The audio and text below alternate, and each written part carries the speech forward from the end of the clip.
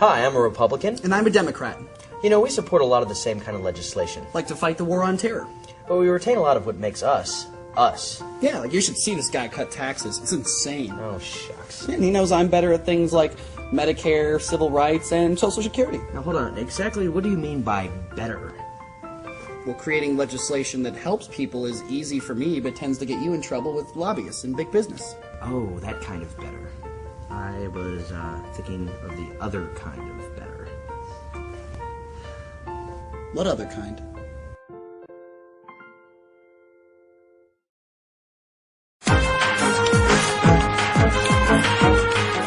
My dad is a Republican, and he's running for office. And there's a bit of a problem. Me. Now, there are a lot of things that my dad and I don't see eye to eye on. But we both agree that family comes first, and I don't want to do anything to embarrass my dad.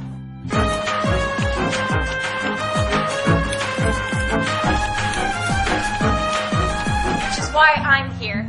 Andrew's father is a Tea Party patriot, and he will be elected this November.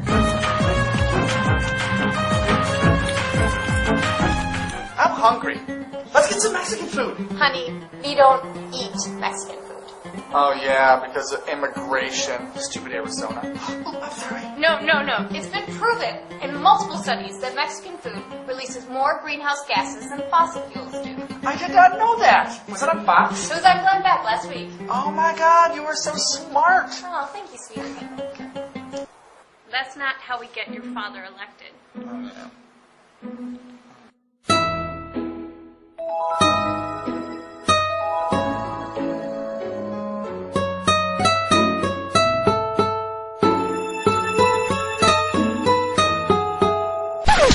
Neil Patrick Harris? Seriously? There will be no glee for you this week, mister. What? Dad!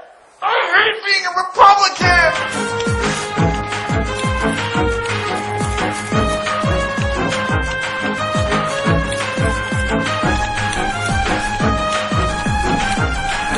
Chicago is filled with greatness. Great stadiums, parks, the lake, all pure Chicago. And so is Rogers Auto Group, famous for exceptional service and their no baloney low price guarantee. No wonder they were chosen Chicago's auto store. Chevrolet, Buick, GMC, Hyundai, and quality certified pre-owned vehicles. In the new South Loop, 2720 South Michigan Avenue. Online at rogersautogroup.net. Sweet Deal Chicago.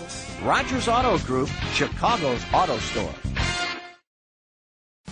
I'm Matt Griffo, coming from Chicago. And I'm Andy Gaylor, coming from Brooklyn, New York. Me and Andy have been best friends since we've been best friends. And that's a long time. I've got a new project I'm really excited about, and I wanted Andy to be a part of it. Each week for 6 months, we're going to take one song suggestion. I gotta read this thing. I don't know what's going on. What's this contest?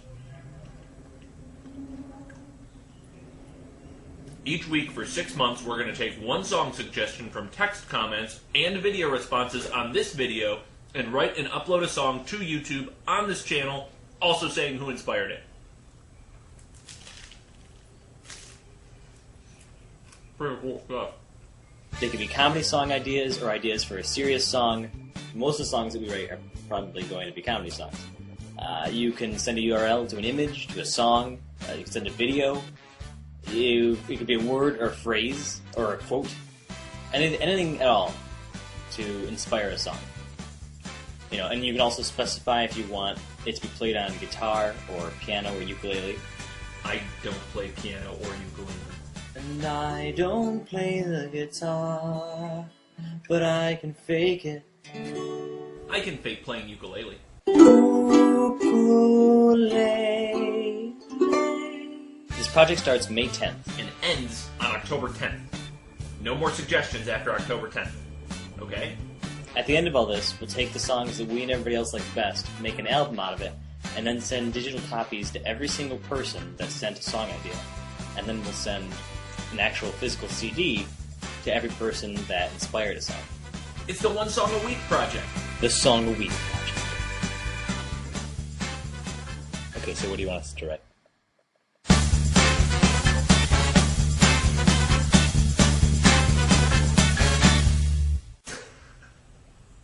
That's all I got. I got nothing else. Say you live on a desert planet and you need to buy a droid. Well, there's an app for that. And if you need a lightsaber so you can begin your Jedi training, there's an app for that too. Need to ride off planet to join the rebellion, there's an app for that. In fact, there is an app for everything you need to restore order to the galaxy.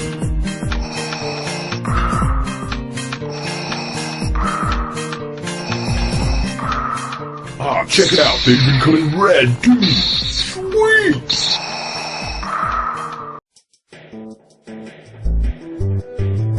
Welcome to Chicago Arts. In this episode, we're visiting the wacky studio of animatronic hacker and kinetic sculptor Nick Black to see what makes him tick.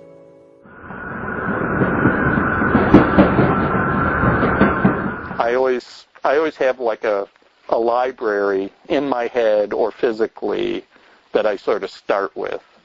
And I'm not really big, I don't really do, I'd call preconceived art. I've always been into, well, especially with like my paintings, into spontaneous stuff. So I think for me, my thing is always like, you start here and you finish here. But I don't really ever, maybe with the exception of some of my big kinetic things, I don't really have like a clear-cut plan. Right. I more have like, I'll start with the bathtub and add this guy and see what happens. Right. That's how my things kind of work. The dollar stores and the mom and pop weird. I really love, there are some still left.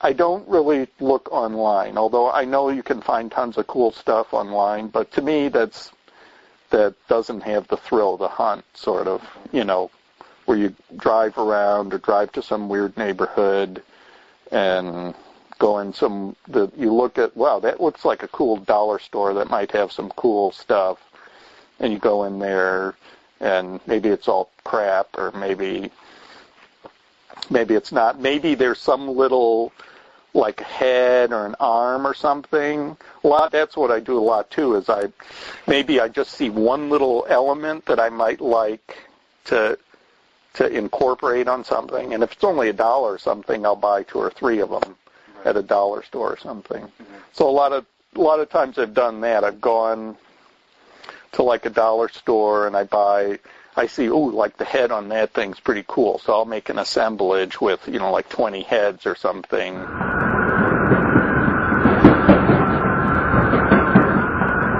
Well, I'm thinking about a space, like if I know I'm going to do something somewhere, even if it's like my friend's purse, I think about the space.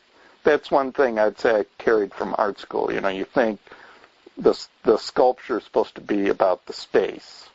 I always try and do that. Maybe the toy things aren't so much that because they're individual things, but certainly those big kinetic things are. And I also done some other kind of sculptures where I kind of, I'll go and see the space and go on a little adventure about the space inside my little head. Have some kind of fantasy about creating something in there. I do that. I would just say, like, in terms of my art, like this one guy in art school, he said, the artist is about defining the community.